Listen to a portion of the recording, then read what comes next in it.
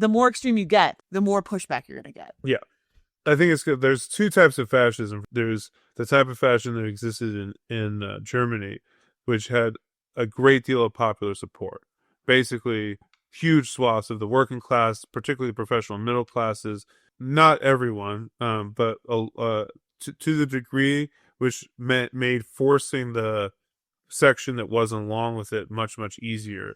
There's also like the weak version of fascism where they try and force it over the will of like a vast majority of people. This is similar to what happened in Italy. Yep. And notably in Italy, like they had a really hard time. They had a really hard time doing anything.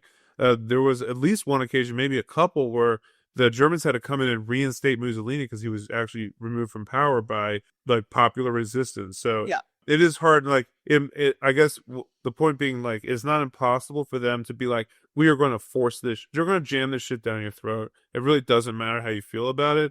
That is a possible route they take, but it is much more difficult road for them. Yeah. And I think what we're seeing is that the country is not going to go along with, like, if you were worried that like there were majorities of people who are like, I love white supremacy, I love fascism, that's not what we're seeing in practice. No, I think that this is absolutely the weaker type of fascism.